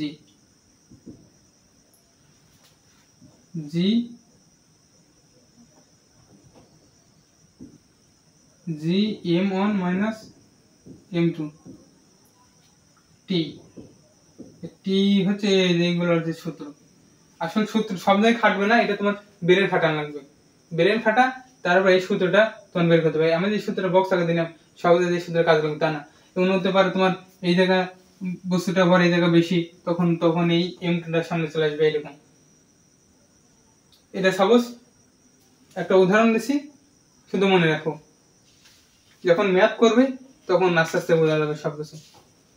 তারপর আছে নিউটনের তৃতীয় সূত্রের উপর আছে। নিউটনের তৃতীয় সূত্র হচ্ছে সেই যুগান্তকারী সূত্র। এই সূত্রর অনেক ব্যাখ্যা আছে যেগুলো বাস্তব জীবনে সবার সাথে ঘটে কিন্তু কেউ বোঝে না, ঠিক পায় না। এটাই আসলে নিউটনের তৃতীয় সূত্র। নিউটনের তৃতীয় সূত্র হচ্ছে যখন একটি বস্তু অন্য একটি বস্তুর উপর বল প্রয়োগ করে তখন প্রথম বস্তুটিও যে বল প্রয়োগ করে দ্বিতীয় বস্তুটিকে প্রথম বস্তুর উপর সমান ও বিপরীত দিকে বল প্রয়োগ করে। বিষয়টা কি কিছুই তো বুঝলাম না, মাথার উপর দিয়ে গেল। আমি বোঝাচ্ছি। নিউটন বলছে যে প্রথম বস্তুটি যে বল প্রয়োগ করবে, সাপোজ আমি এই জায়গায় যে বলটা প্রয়োগ করলাম, আমার এই বোর্ডটা আমার হাতের উপর একই বল প্রয়োগ করবে। বিষয়টা কিরকম বোঝা যায় না? এটা বাস্তব একটা উদাহরণ কি, যখন কাদা মাটিতে হাঁটা যায় তখন হাঁটার সময় তুমি যে হাঁটতে লাগবে যেই বল প্রয়োগ করে পা দিয়ে, তখন ওই কাদা মাটিতে ওইরকম শক্তি থাকে না যে তোমার এই বলটা বিপরীত দিকে তোমার দিতে পারবে, যার কারণে কাদার ভিতর পাটা আটকে যায়। কিন্তু রাস্তা হাঁটার সময় কিন্তু আটকে না, কারণ রাস্তা ওর মধ্যে ওইরকম শক্তি আছে যে তোমার বিপরীত দিকে একই পরিমাণ শক্তি দিতে পারবে। আর এই একই দিকে যে বিপরীত দিকে যে শক্তি প্রয়োগ করে পারে এই বলটা দিতে পারে, তার জন্য আমরা হাঁটতে পারি। আমরা মাটিতে যে ফোর্সটা দেই ওই ফোর্সটাই মাটি আর ব্যাক দেয়, যার কারণে এই বলটা প্রশমিত হয়ে যায়। প্রশমিত হওয়ার কারণে আমরা সামনে যেতে পারি। চল দেখা যাক কি নিউটনের তৃতীয় সূত্রটা কি আসলেই বোঝা যায় নাকি। নিউটন তৃতীয় সূত্র বলছে যে যখন একটি বস্তু কোনো বস্তুর উপর বল প্রয়োগ করে, সাপোজ এই যে মাটি, এই মাটিতে কেউ একজন আছে,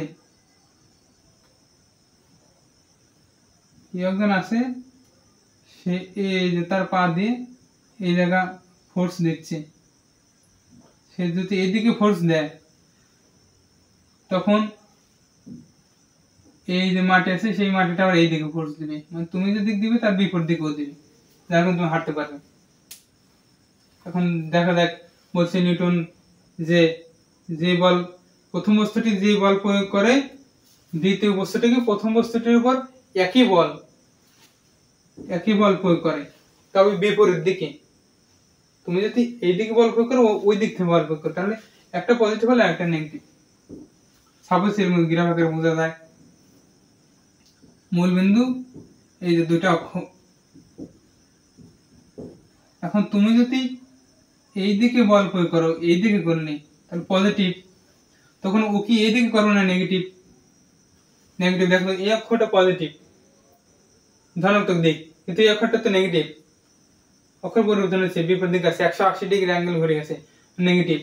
তাহলে এটা একটা পজিটিভ হলে একটা নেগেটিভ, যেহেতু বিপরীতে নেগেটিভ। তাহলে দেখা যাক কি করা যাক এই জায়গা। এখন f সমান আসছে তোমার mv minus mu by t। একটু আগে বলছে আসলে এবার মনে কঠিন হবে, এত ভেঙে বোঝায় দেখি কি হয়। f সমান ma মাইনাস ma, যেহেতু তুমি বলটা প্রয়োগ করতেছো তাহলে তোমার ভর এই একই ভর, দুই পাশে একই ভর, তুমি তো বলটা প্রয়োগ করছো একই ভর কিন্তু মাইনাস, তাহলে দুই পাশে যদি একই জিনিস তাহলে তুলে দেওয়া একই জিনিস, তাহলে এই পাশে থাকে শুধু a, এই পাশে থাকে মাইনাস a। এই সমান কি লেখা যায়? বেগের পরিবর্তনের হার v minus u by t সমান minus v minus u by t।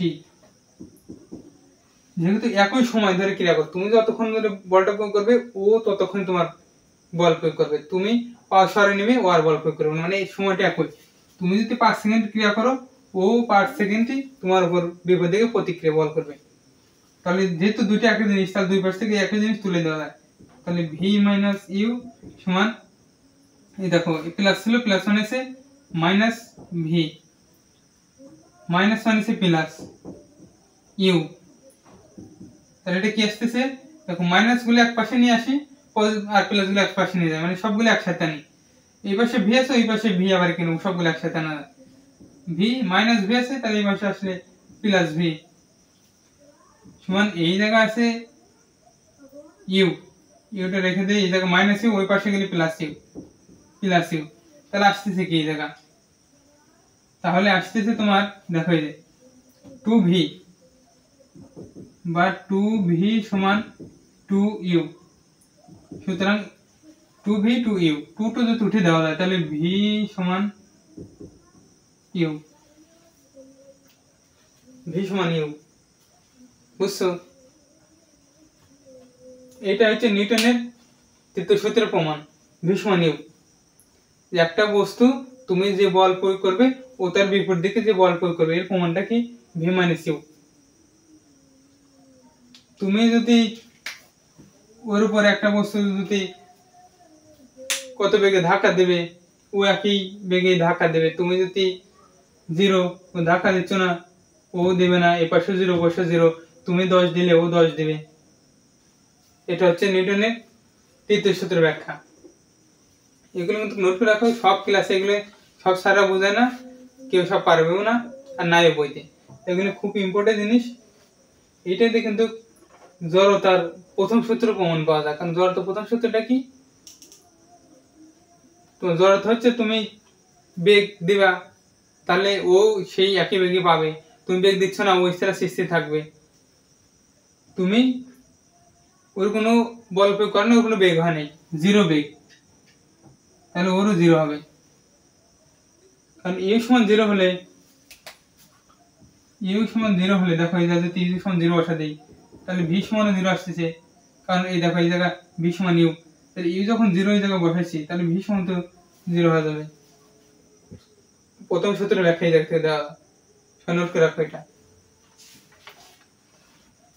তারপর হচ্ছে ঘর্ষণ বল। ঘর্ষণ বল জিনিসটা কি? ঘর্ষণ বল হচ্ছে এই যে আমি যে বোর্ডটা মুছতেছি, বোর্ড এই জায়গায় মুছতেছি, ঘর্ষণ বলের কারণে এই বোর্ডটা মোছা যাচ্ছে। কারণ এই যে কিছু এই যে খাস কাট আছে, এই খাস কাট আছে, এই বোর্ডে কিছু খাস কাট আছে, বোর্ডটা মনে হচ্ছে মসৃণ, কিন্তু এই জায়গা অনুবীক্ষণ যন্ত্রে দেখলে এই যে ক্ষুদ্র ক্ষুদ্র অনেক খাস কাট আছে, যার কারণে এইভাবে মোছার ফলে ঘর্ষণের কারণে মোছা যায়। সাপোজ এরকম একটা বস্তু, একটা টেবিলের উপরে এই যে এরকম খাস কাট আছে, একটা খাস কাটে, এর উপরে একটা বক্স আছে, একটা বক্সের আবার এই যে এরকম খাস কাট আছে, এরকম খাস কাট আছে, এই যে একটা বক্স। এখন এই যে টেবিলটা আর এই যে বক্সটা,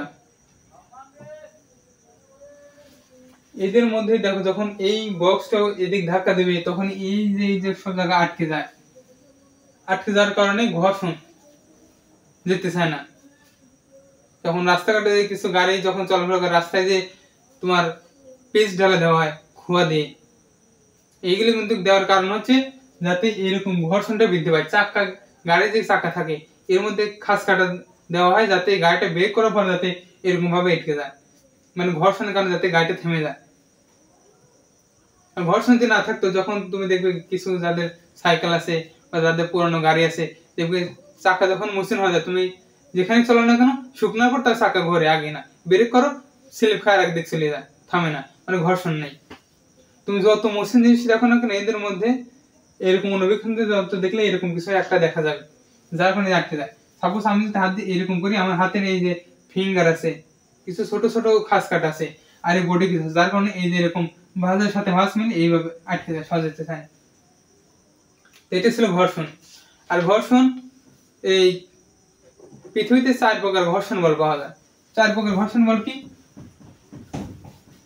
আবর্তন ঘর্ষণ, প্রবাহ ঘর্ষণ, গতি ঘর্ষণ, আর আছে তোমার স্থিতি ঘর্ষণ।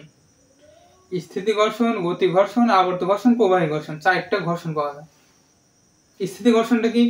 কোনো বস্তু স্থির থাকা অবস্থায় যে ঘর্ষণ বল অনুভব করে তাকে স্থিতি ঘর্ষণ বলে। স্থিতি ঘর্ষণটা কি? সাপোজ তোমার টেবিলের উপরে একটা বই আছে, এরকম ভাবে একটা বই আছে, এই বইটা স্থির থাকতেছে, যাই চলে কোনো নড়তেছে না। তুমি যে বল প্রয়োগ করবে, কিছুটা বল প্রয়োগ করো, তা নড়তেছে না। যখন আরো বেশি বল প্রয়োগ, তখন এরকম বইটা সরে যাবে। তার মানে কি? তুমি কিছু বল প্রথমে প্রয়োগ করলা, এই বলের কারণে সেই সামনে যায়নি, মানে বোঝা যাচ্ছে এদের কিছু ঘর্ষণজনিত বল ছিল, যার কারণে তুমি যে বলটা প্রয়োগ করছো এই বলটা প্রশমিত করে দিচ্ছে, যার কোনো সামনে আর যাচ্ছে না। তারপরে তুমি যে আরেকটু বল দিলা, তারপরে এই অতিরিক্ত বলের কারণে সে এখন সামনে যাচ্ছে, মানে বোঝা যাচ্ছে যে তুমি যে পরে অতিরিক্ত বল দিলা এই বলের কারণে ঘর্ষণজনিত বল অতিক্রম করে তোমার বইটার সামনে যাচ্ছে। তখন একটা বস্তু স্থির থাকা অবস্থায় যে বল অনুভব করে সেটা হচ্ছে ঘর্ষণ বল, সেটা হচ্ছে স্থিতি ঘর্ষণ বল। তাহলে স্থিতি ঘর্ষণ কি? সংজ্ঞাটা খুবই সোজা, কোনো বস্তু স্থির থাকা অবস্থায় যে ঘর্ষণ বল অনুভব করে সেটা হচ্ছে স্থিতি ঘর্ষণ বল। এরপর আসছে গতি ঘর্ষণ বল। গতি ঘর্ষণ বলটা কি? তুমি যখন সাইকেল চালাও বা তোমার বন্ধু যখন সাইকেল চালায়, তখন হঠাৎ রাস্তায় যাচ্ছে, তোমার বন্ধু তোমার সাথে দেখা, এখন বন্ধুর সাথে কথা না বলে চলে, বন্ধু এখন সাইকেলে ব্রেক চেপে সাইকেলটা থামায়নি, এখন এই বন্ধুর সাইকেলটা গতিশীল ছিল, ব্রেক চাপার পরে তোমার ওই জায়গায় সাইকেলটা থামছে, তখন যে একটা বল প্রয়োগ করছে গতি থাকা অবস্থায়, তখন ওই বলটা হচ্ছে গতিজনিত ঘর্ষণের কারণে তোমার এটা থামছে, গতিজনিত ঘর্ষণ বল। এটা হচ্ছে গতিজনিত ঘর্ষণ বল। কোনো বস্তু গতিশীল থাকা অবস্থায় যে ঘর্ষণ বলটা অনুভব করে সেটা হচ্ছে গতি ঘর্ষণ বল। তারপর আছে প্রবাহী ঘর্ষণ বল। প্রবাহীটাকে প্রবাহ কথা শুনলে বোঝা যায়, প্রবাহ মানে বায়ু প্রবাহিত হতে পারে এক এলাকা থেকে আরেক এলাকায় চলে যায়, এই যে শোনা যায় উচ্চচাপ নিম্নচাপ, এগুলি কি বায়ু প্রবাহের কারণে বলে শৈত্য প্রবাহ চলতেছে এইগুলা। আবার আছে পানি, পানি প্রবাহ, পানি প্রবাহ চলতেছে, মানে পানি নদীতে চলে যাচ্ছে, এটা হলো প্রবাহ। এই প্রবাহিত হওয়ার সময় যে ঘর্ষণ বল অনুভব করে সেটা হচ্ছে প্রবাহ ঘর্ষণ বল। যেমন বাংলাদেশে আছে সেনাবাহিনীগুলো আকাশ থেকে ওই তোমার 16 ডিসেম্বর দেখা যায় যে ওই জাতীয় প্যারেড গ্রাউন্ডে ওরা আকাশ দিয়ে কিছু বিমান যাচ্ছে, সেনাবাহিনীগুলো প্যারাশুট নিয়ে ঝাঁপ দিচ্ছে, ব্যাপার কি ওর তো ঝাঁপ দিচ্ছে পড়ে যাবে মারা যাবে, কিন্তু না, ওরা কিছু সময় প্যারাশুট খুলে দেয়, ওই প্যারাশুটে যে বাতাসটা বাধা সৃষ্টি করে এটা হচ্ছে তোমার প্রবাহ ঘর্ষণ বল, কারণ ওই বাতাসটা ছিল একটা প্রবাহী, এই প্রবাহীর কারণে যে ঘর্ষণ বলটা অনুভব করে এটা হচ্ছে প্রবাহী ঘর্ষণ বল। এই প্রবাহী ঘর্ষণ বল কারণে প্যারাশুটে ওই যেটুকু জায়গায় থাকে ওই সব জায়গায় প্রবাহী ঘর্ষণটা একটা উল্টা দিকে একটা তোমার বলের সৃষ্টি করে, যার কারণে ওই যারা উপর থেকে নামে প্যারাশুট নিয়ে জাপ দেয় তারা ওই আস্তে আস্তে আস্তে মারতে পারে, তারা নিরাপদে মারতে পারে, তাদের কোনো ক্ষতি হয় না। তাহলে প্রবাহের কারণে যে ঘর্ষণ বল অনুভব হয় সেটা হচ্ছে প্রবাহী ঘর্ষণ বল। আর সবচেয়ে গুরুত্বপূর্ণ বল হচ্ছে ঘর্ষণ বল হচ্ছে আবর্তন ঘর্ষণ বল। সবচাইতে কম ঘর্ষণ অনুভব হয় এই আবর্তন ঘর্ষণের জন্য। এই পৃথিবীতে যত প্রকার বড় বড় ইঞ্জিন গুলো আছে যেগুলো চালতে হয় সব সময় রাত দিন 24 ঘন্টা এই ইঞ্জিন গুলো সবসময় চলে, এই সব জায়গায় যে ঘর্ষণ গুলো কাজ করে এগুলো হচ্ছে আবর্তন ঘর্ষণ বল। আবর্তন ঘর্ষণের কারণটা কি? ঘর্ষণ বলটা সবচেয়ে কম হয়, যার কারণে ইঞ্জিনটা গরম কম হয়। ইঞ্জিন যখন বেশি গরম হবে তখন তো তোমার দেখা যাবে যে ওই এক জায়গায় ইঞ্জিন বসেছো ওই গড়লে পুরে শেষ হয়ে যাবে জিনিসটা, তাতে নষ্ট হয়ে যাবে। তাহলে এটাকে চললো বিজ্ঞানের সবচেয়ে বেশি চেষ্টা করে যাতে ঘর্ষণটা সবসময় কম হয়। কিভাবে কম করা যায়? এই আবর্তন, মানে কোনো কিছু যখন আবর্তন বা গড়িয়ে গড়িয়ে চলে, যেমন একটা মার্বেল এরকম ঢালু জায়গায় এরকম ছেড়ে দিবে গড়তে গড়তে যাবে, এটা হচ্ছে আবর্তন, এটা হচ্ছে আবর্তন ঘর্ষণ বল। কোনো বস্তু যখন আবর্তন হয়ে যায় বা গড়িয়ে গড়িয়ে যায় তো সেটা হচ্ছে আবর্তন ঘর্ষণ বল। যেমন তোমার গাড়ির চাকাতে বিরাইং বসানো হয়, বিরাইং এর মধ্যে ছোট ছোট কিছু পুঁতি থাকে, এই পুঁতি সবসময় এরকম ঘোরার কারণে যে ঘর্ষণটা হয় এটা হচ্ছে আবর্তন ঘর্ষণ বল। এটা সবচেয়ে কম ঘর্ষণ হয় বলে সব গাড়িতে সব জায়গাতেই বিরাইংটা বসানো হয়। তাহলে কোনো কিছু আবর্তনের কারণে যে ঘর্ষণ বল অনুভব করে সেটা হচ্ছে আবর্তন ঘর্ষণ বল। আবার কিছু ক্ষেত্রে আছে যে ঘর্ষণ কমানোর জন্য যে লুব্রিকেন্ট জাতীয় কিছু জিনিস আছে, যেমন গ্রিস, তেল, মোবিল এগুলো ইঞ্জিনে ব্যবহার করা হয়, এগুলো লুব্রিকেন্ট জাতীয় পদার্থ, মানে পিচ্ছিলকারী পদার্থ, এগুলোর কারণে ঘর্ষণ কমানো যায়। তো এই ছিল আজকের অধ্যায়ের আমাদের আলোচনা। যাদের ক্লাসটা ভালো লাগছে তারা কমেন্টে জানাবে ক্লাসটা কেমন ছিল, আর তোমার অন্য কোনো বন্ধু থাকলে যেন এই ক্লাসটা তার প্রয়োজন, সেই ক্লাসে কিছু বেসিক জানতে পারবে, সেই বন্ধুকে এই ক্লাসটা শেয়ার করে দেবে। আর আমার চ্যানেলটা যদি ভালো লাগে সাবস্ক্রাইব করে দেবে। আর আমি কিন্তু তোমার যদি কোনো বিষয়ের কোনো প্রয়োজন হয় যে না আমার এই বিষয় তো বুঝতেছি না, আমার এই বিষয়ে একটা ক্লাস দরকার, ওই বিষয়ে শুধু একটা কমেন্ট করবে। যদি একটা বিষয়ের উপর 100 জন যদি কমেন্ট করে, আমি ওই বিষয়ে 100 জন পূর্ণ হতে দেরি আছে, আমার ওই বিষয়ে ক্লাস দিতে দেরি নাই। যার যে প্রয়োজন আছে আমি এই ক্লাসগুলো কিন্তু সম্পূর্ণ ফ্রি দিচ্ছি। যার যাদের প্রয়োজন আছে ফ্রি, আমার তো ফ্রি হলে আমি তো স্যার, আমি যদি এরকম স্যার বলতে না তোমার সবকিছু ফ্রি, আমি তো স্যারদের যে এটা যে ছোট একটা এমসিকিউ আছে, এমসিকিউটা স্যার দেবে, আর তো কোনো নেই, কারণ ফ্রি সব জায়গায় ফ্রি দেবে না, বাংলাদেশের মধ্যে কেউ না তোমার ফ্রি ক্লাস দেবে। তাই যতটা সম্ভব চেষ্টা করবে যে কমেন্টে বলা যে তোমার কি প্রয়োজন, কারণ এটা আমার লাভ নয়, তোমার লাভ। তুমি ভালো কিছু বল, তুমি যদি এই প্লাস পাও, তুমি যদি 100 পাও, তোমার রেজাল্টকে আমি আনবো না, তোমার থাকবে। তাই যে কোনো বিষয়ে প্রয়োজন হলে কমেন্টে জানাবে, আর এই ক্লাসটা তোমার অন্য বন্ধুদের দিয়ে দেবে যাতে ওরাও কিছু শিখতে পারে, আর আমার চ্যানেলটা সাবস্ক্রাইব করবে। আল্লাহ হাফেজ।